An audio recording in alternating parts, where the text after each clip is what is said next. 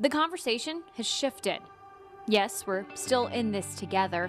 We're still seeing people come out of their comfort zones from within their safe spaces to find new ways to support essential workers, local businesses, and each other. It's a beautiful thing that I'd venture to guess most of us hope continues indefinitely. But as for the rest of this quarantine stuff, yeah, we're getting tired of it. Everybody here's well, and we want to go back to work. Some people are even coming together with another goal: to open society, business, and life as we once knew it back up again. It's a heated debate on how and when that should be done, and there's a lot riding on making sure we do it right. Something Washington University's Peter Baumgarten told me keeps coming back to me. He's talking about helping restaurants plan for the future and the uncertainties that surround that. One of the things that they've wrestled with is, are people going to be going out to eat in the same way? Are they going to feel comfortable in an environment that's post-COVID? And that's the piece that we just don't know right now. So what does reopening look like in the restaurant world? We know owners, chefs, employees, and foodies are talking about it. And on this episode of Abby Eats St. Louis, so are we. The guidelines restaurant owners have to consider, ways they've adapted that'll probably be around for the long haul, how your favorite restaurants might be coming to your neighborhood, and what it could look like the next time you go out to eat, whenever that might be. We can't just make a giant assumption that we can fling the doors open and have exactly the same offerings that we used to, and everyone will fill all the tables like they did every single weekend.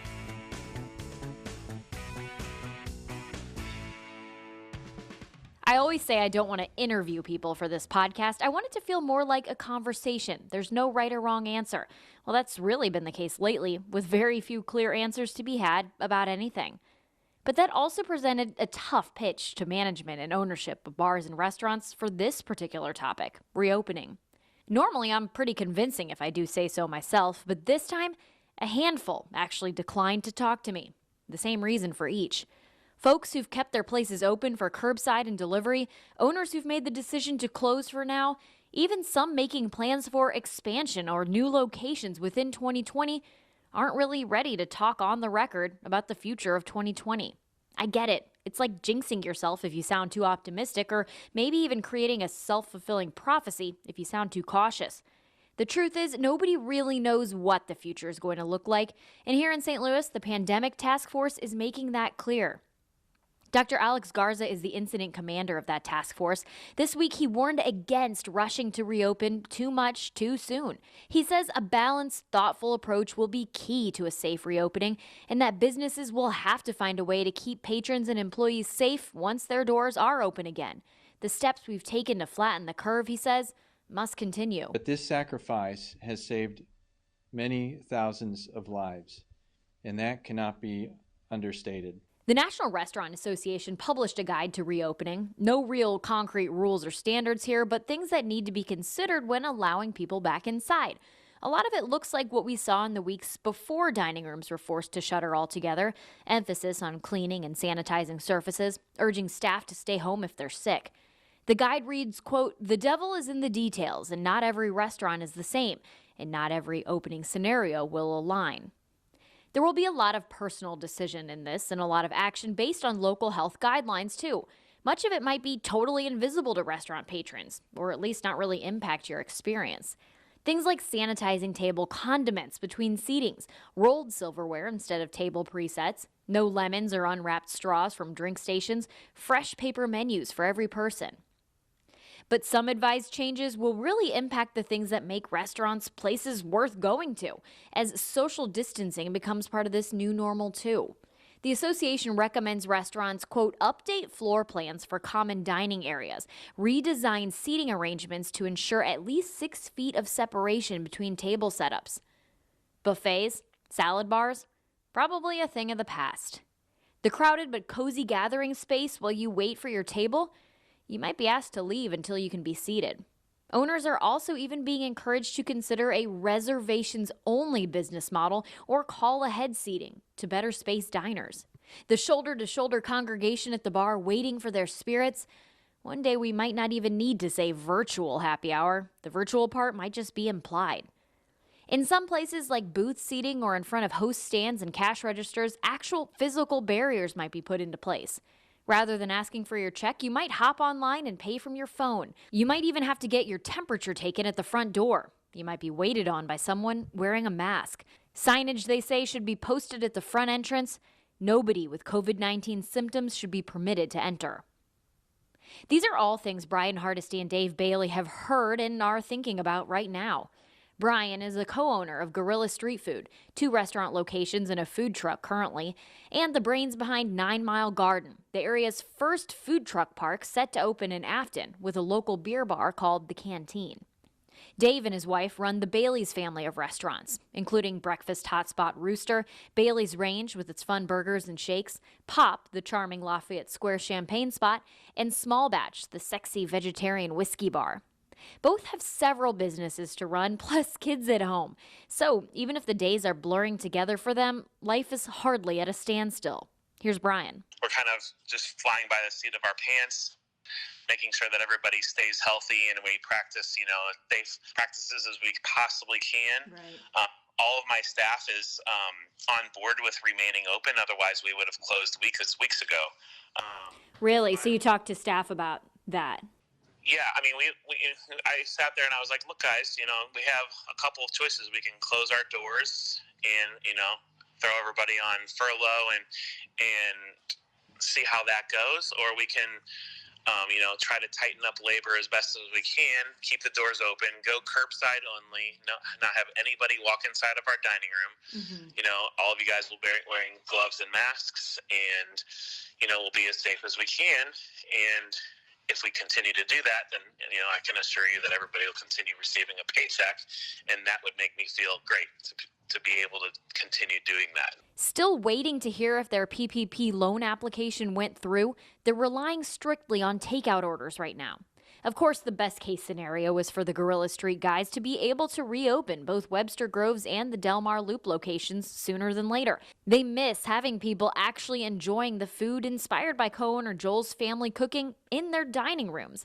But Brian says they'll wait as long as it takes to do it the right way.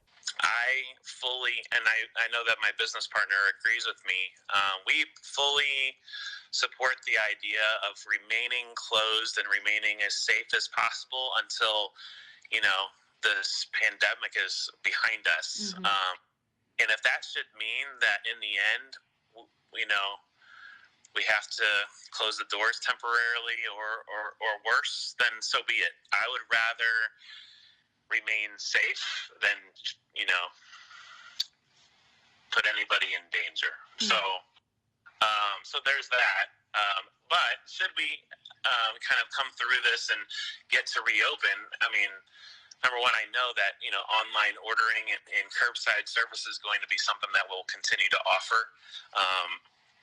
We'll see if people take us up on it. If they do, then great. If they don't, then that's something that eventually we might have to phase out. But I would expect people to remain pretty cautious even if they get the all clear. I know that we will be. So, hopefully I'm not alone in that thinking.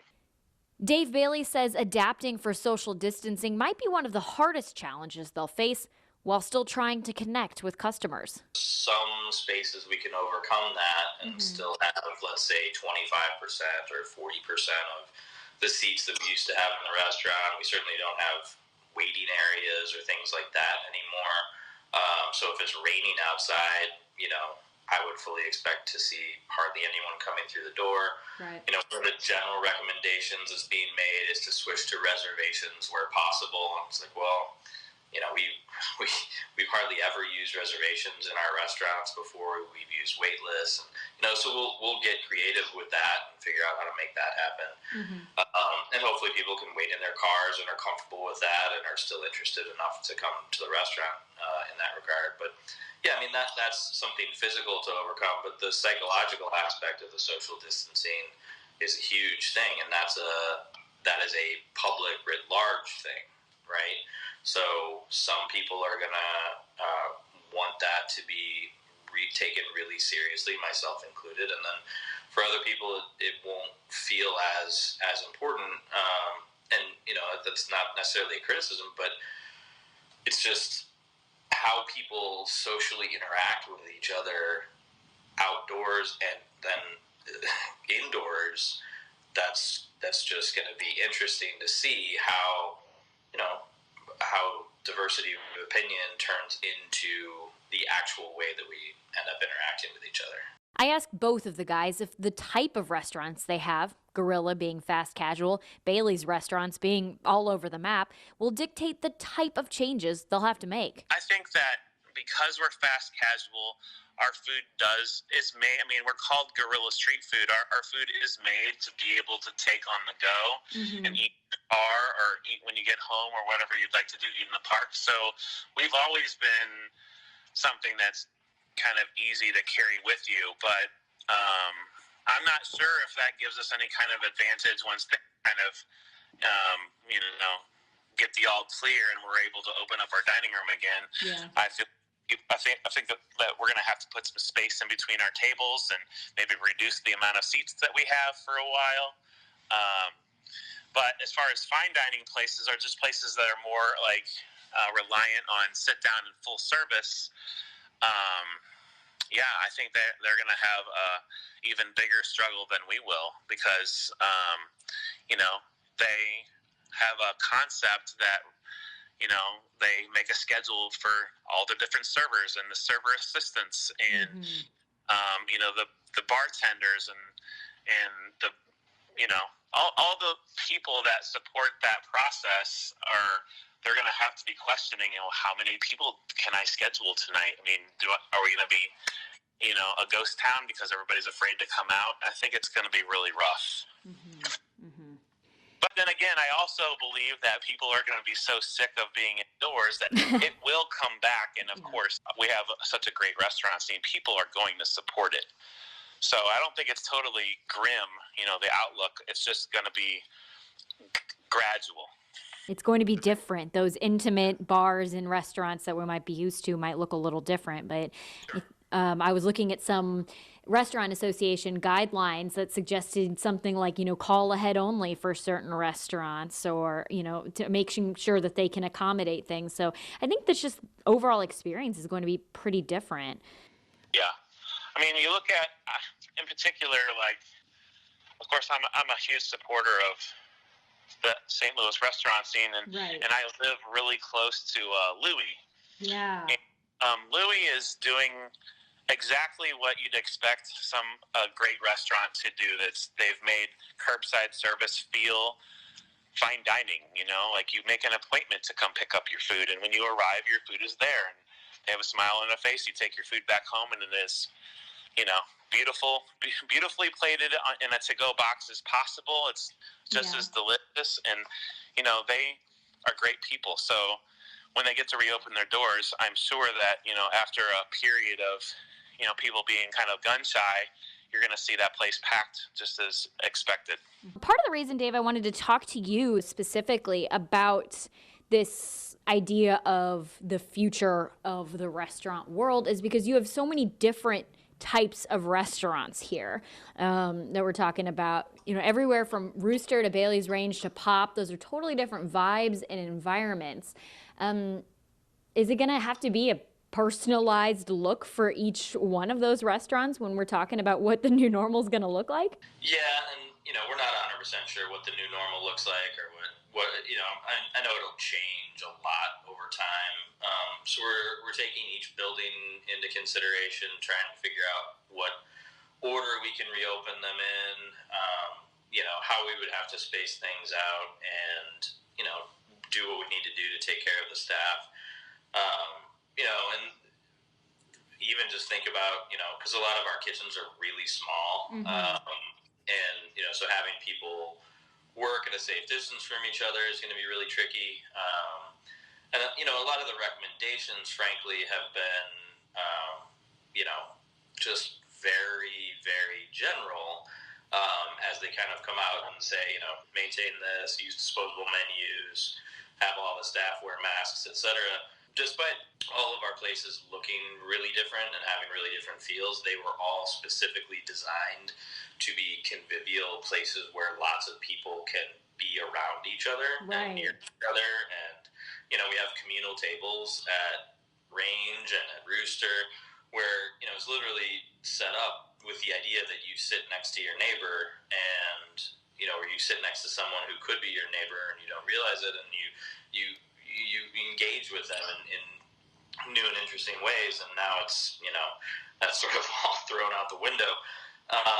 So we'll have to take 1,000 different things into account, and we're just now really beginning to kind of see what different timelines might look like based on because we're still waiting on additional recommendations at the local, state, and federal level, and we're waiting on a big unknown, which is how are the customers going to react to both what we do, what we don't do, and then are they even going to want to dine inside a restaurant right now anyway? There may be a whole bunch of people that do, and there will certainly be people that don't.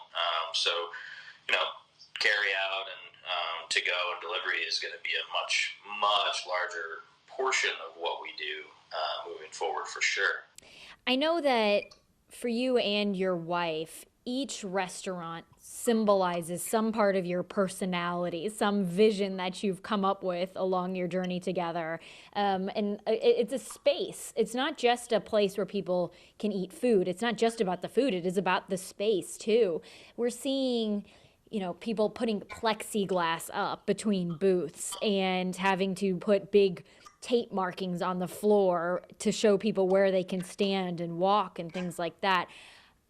I'm just thinking about some of your restaurant spaces, and it's kind of hard to envision that. Can you imagine having to go in and actually change the space that much? Is that something that you're willing to do?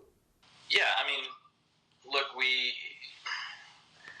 didn't design the buildings with a pandemic in mind. We designed them with people being close to each other and people taking care of each other in mind. Mm-hmm.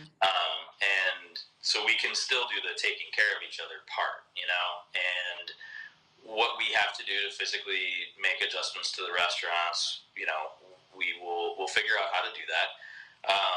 And we're just going to go through this as a long-term process with everybody else in the country. This is not going to be a May or June or July. Okay, now we still have 40 people sitting, shoulder to shoulder down an entire table. We're going to have to adjust, and we're going to have to figure out what that means, financially, and what that means for the customer as well. But I really do hope that we can see a large scale uptick in our, carry out portions of our menus, and that at least gives people, we can put those together in a way that gives them at least a big portion of the experience that they would otherwise have coming to our restaurants, and some of those, those bold flavors and some of those awesome cocktails and some of the, there's a lot of stuff that we do that still translates to, let's go grab that from that specific plate, from that restaurant, that Bailey's restaurant, because that's what we want. But yeah, I mean, it's heartbreaking right now to walk into a, completely empty, no customers restaurant, on a Saturday at noon that should be completely packed. So we'll just do what we can to make those physical adjustments, and it's not going to be that it degrades the space or anything along those lines. It will just certainly feel different. Yeah. Kind of a sign of the times, and it's the space growing along with the times in some ways. One space that hasn't even opened yet is 9 Mile Garden, the food truck park. It's going to have a big screen, group seating, space for several food trucks to park 7 days a week. Brian still spends part of every busy day overseeing that project. Now, if we were talking about a new restaurant, well, we wouldn't even be talking about it right now. But thankfully, Brian says the unique outdoor space is still coming together in this unique time. It's been going great. Construction is completely on schedule. And we, while we have decided to keep our grand opening date fluid until we know more, as far as the project goes, it will be completed on time, middle of May. So not too long from now, it's going to be finished. So I've talked to our food truck members. We have 30 members, and they're all on board to, be super flexible and get started whenever we can. But I think, because we are a gathering place, like specifically designed to have really large amounts of people, Right. we want to do that, and we want to do it. We want to do our concept correctly. So we're not going to jump the gun and open up too soon. We're going to kind of read the terrain, and if everybody's starting to feel comfortable, and we get the go ahead from Sam Page and the St. Louis County people, then we'll open up. But if we don't have their blessing, obviously we're just going to stay closed, and we'll do what we need to do. But I mean, we'll be ready to go whenever it's time. How do you think food trucks are going to be able to move forward, no pun intended, in our current environment? Well, okay, so personally for our food truck, Right. we've kind of grounded it for right now. We keep it reserved for private events and, dropping off food to hospitals, basically, is what we've been using it for. Mm-hmm. However, I know that we have a effort going on to serve neighborhoods. And so, parking at the head of a neighborhood, letting the neighborhood know in advance, hey, if you're interested, there's an affordable meal for you without having to cook at the front of your neighborhood. So Wait, I love that. That's so fun. And, people have been super responsive to that. A lot of trucks are doing that. That's the cool thing, or that's one of the cool things about being a food truck owner, is that you get to experiment with these new ideas and kind of see how they go. And who knows, maybe that's something that after this is over will remain, because it's a great idea regardless if there's a pandemic or not. Right, 100%. So I hope that's one thing that we continue to see. Because of the mobility and flexibility that's literally inherent in a food truck, in some ways, a place like 9 Mile Garden might be better adapted to post-COVID dining. But then there's also the idea that there are the gathering spaces. Just overall, how are you feeling about this project right now? I feel 100% confident that, we're going to make the big splash that we set out to do. We have 30 fantastic food trucks on board. We have the community of Afton on board. We have people all over the region asking us every day, when's it going to open, asking about the canteen, what kind of beers are we going to serve. So there's been no decrease in interest, and, we're ready to go. We're super excited. The Baileys made the decision to close their restaurants during this pandemic. Sort of, at least for conventional takeout. They've actually gotten pretty creative lately, offering the best of Baileys. It's groceries and provisions to help you replicate the Baileys dining experience at home, including toilet paper. You'll soon even be able to pick up a Mother's Day rooster brunch in a box, Bloody Marys and all. What else would you expect from someone with both Baileys chocolate bar and Knockout barbecue in their portfolio? I think of you as an ideas guy. Luckily, your ideas come to fruition and St. Louis diners get to benefit from that. But it seems like, you have such a wide range of different ideas, and your creative juices are always flowing and coming up with some new concept or new iteration of the next big thing. Have you come up with anything crazy during all of this that you are excited to put into business after we're back in business, I guess you could say? I have come up with a whole lot of ideas. Some of them, I think, practical. A lot of them, just crazy. And yeah, I mean, we're messing around with a lot of that stuff. But right now, it's gonna get just like everything else. They'll get rolled out in stages. But yeah, I mean, I've even got some old ideas. They're like, oh, well, that would actually work now. Before Interesting. That wouldn't even have flown.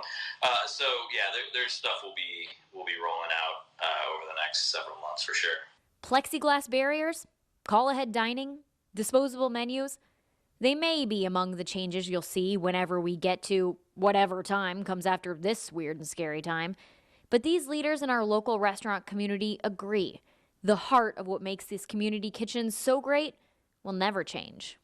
There's no stopping my personal positive attitude towards this. So regardless of us having to close our doors or wait to open up a huge project or whatever it might be, restaurateurs and just people in this industry are like inherently, you can't hold them down. And so, however long it takes, we will all be ready. So we can't wait to serve the community. We all got into this business because we love interacting with people. We love taking care of people. My crew is, my crew because they like to take care of people. That's their gig, is taking care of other people. So the definition of what that is now is just a little bit different than what it was, back in January. And we will continue to do that, continue to take care of people just in new and different ways. Ooh la la! Ooh la la! Ooh la la!